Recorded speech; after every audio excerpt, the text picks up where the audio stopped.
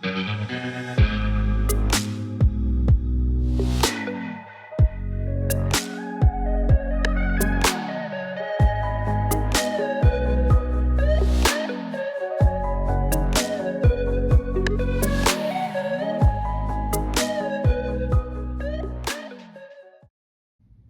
talk about frequency modulation. So this is such a real thing, and I want to talk about this in relation to the places that we choose to live. This will be especially interesting if you're a grid worker, or if you're very sensitive to energy. So everywhere has an allowance of how much we are sort of like allowed to expand. And the land itself holds some of these energies, although I would say that the land itself isn't governing how much we can expand. It's just holding different frequencies. So for example, like in Los Angeles, there's a much higher frequency of dreaming and expansion and like creativity and innovation.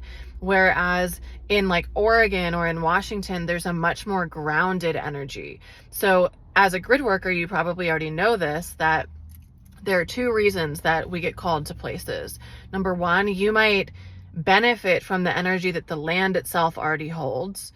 Or number two, your energy might be needed in a particular place, maybe to do some energetic grid work on the land, or maybe because just your presence there is bringing something to the grid that's activating it in a certain way. Most people, if I talk to them about this, are like, what the fuck are you talking about? Like, you're crazy. But if you get this, you get it. It's like if you feel called to a certain place and then later you're like, oh yeah, that energy supported me so much. So with the example of Los Angeles, a place where dreamers go, that's a great place to live if you're trying to open into a more expansive version of yourself, right? But there are also, so there's energy that the land holds itself. There's also these domes or spheres of influence that I'm going to call frequency modulation. And you could think of this as like in the Truman Show, how, you know, he lives in this little world, in this little city, and there's a dome over him that he like can't go outside of. Like wherever you live, it will be so incredibly difficult for you to expand beyond the limit, the bandwidth of the like allotted frequency voltage. And 222, God agrees. Yesterday I was driving and I filmed this awesome video and then there was no sound, but I had this download as I was driving and I was just like channeling it as I was receiving it. And if you haven't been like watching my stuff for the last year or so, I've been traveling for the last year and basically being in a new place every month. A lot of the places I wouldn't have chosen to go, but I was told to go there, or it was assigned to me to go to these different places because I'm a grid worker and this is something that I do as a part of my work, as a part of my mission. And like every place, some places are just so constrictive. So for someone who has more expansive energy, you know, I'm in the Akashic Records all the time. I'm super multidimensional, as you probably are as well. When we go into these places that are more constricted in innovation and creativity and thought, this isn't to say anything bad about people who live there. It's just like the allowance of where people of how expansive someone can actually be is limited.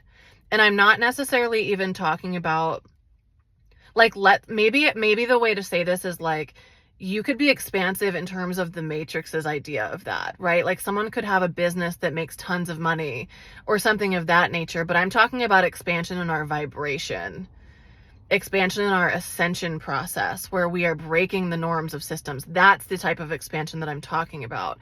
And so some of these places that I've gone to, it's like when you step in, you're like, wow, like just the energy itself here really is not welcoming to me. And it kind of feels like if you're a size 10 shoe and you try to put on a toddler shoe, it's like it just doesn't fit, and like you're too big for the space, you're too big for the area. And sometimes we're called to places like this because we are something. For me, for example, I'm doing energetic grid work on the land. I'm called to particular places, and then there are transmissions that come through me that I'm working with the land. Other times it's just because I think some of my own energy is needed to activate things in the grid work, to activate the ley lines that are dormant, because that area is ready to expand, but it needs potentially support. So it's just an FYI that wherever you're choosing to live is influencing you in a drastic way. Wherever you feel called to.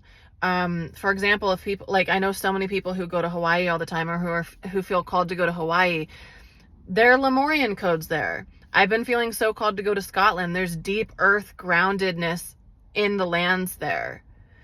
Wherever you're drawn to go, there's a reason, and it's because the land probably has energy for you that will be supportive for whatever is next on your soul mission or next in your soul path.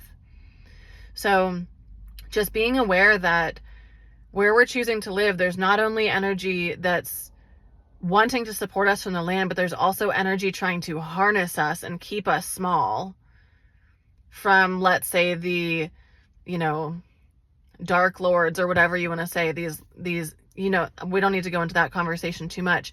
But so choosing where you're going to be is very, very, very important, because it's going to impact how much you can expand. And of course we can choose to thrive and succeed and be optimistic and all that stuff everywhere. However, if you're located in a place that's more constricted, you're going to have to try a lot harder.